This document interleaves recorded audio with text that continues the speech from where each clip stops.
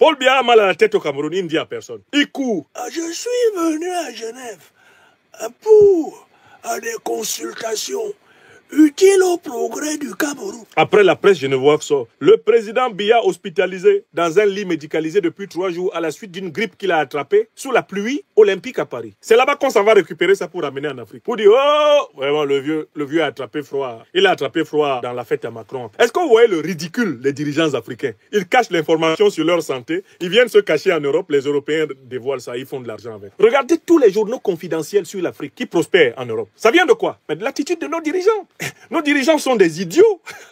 En matière de communication stratégique, ils cachent les informations à leur peuple. Ils viennent se cacher en Occident. Les Occidentaux se renseignent. Dès qu'un dirigeant africain entre dans un hôpital à Paris, la presse de Paris là, est déjà au courant. Paul Biya arrive à Genève en Suisse. Dès qu'il entre à l'hôpital, les renseignements généraux sont là.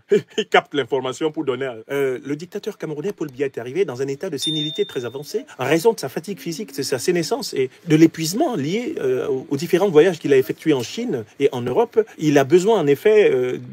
d'une assistance respiratoire extrêmement poussée. Ses paramètres tachycardiques sont particulièrement alarmants. On a observé également des phénomènes céphaliformes, etc. Paf! La presse d'intelligence suisse dit « Allahu Akbar, merci, c'est pour nous ». Ils s'en vont dire « Top confidentiel, réservé aux abonnés, 15 €. Paul Biya souffre de problèmes pulmonaires. Ouais, Cameroun, we don't die, finish. On est mort, fini. Si Paul Biya avait dit qu'il a attrapé le rhume, ça allait faire quoi? Ça allait faire quoi? Est-ce qu'il n'attrape pas le rhume? Il n'a jamais attrapé le rhume. Une fois, il a fait l'effort. Il a dit qu'il avait mangé le ndomba kabat et que c'est ça qui lui a donné une indigestion. Mais les Camerounais ont trouvé que c'était pas mal quand même.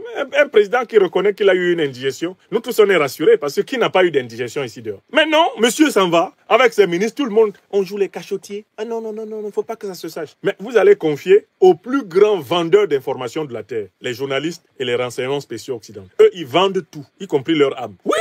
Donc, ouais, le deuxième argument ne vaut rien. Hein. Le deuxième argument ne vaut rien. Ils disent que c'est pour le secret médical. Il n'y a pas de secret médical. Puisque tous leurs secrets sont révélés dans les hôpitaux occidentaux où ils vont se cacher. Ils sont un peu comme des gens qui fuient la pluie pour aller se cacher dans la rivière. Tu as déjà vu quelqu'un qui fait ça? Il pleut, hein? Il ne veut pas être mouillé. Il court. Il trouve une rivière, il plonge dedans. Il attend que la pluie finisse. Quand la pluie finit, il sort. Il dit, ah, j'ai failli être mouillé. On dit, mon frère, mais mouillé, c'est mouillé. Dans la rivière, là, tu es mouillé. Le dictateur africain n'informe pas son peuple de son état de santé. Il va se cacher en Europe, en Amérique, en Asie. Là-bas, on dévoile son état de santé dans des conditions désagréables pour lui. Et il est présenté comme un menteur, un truand, un cachotier, un homme indigne.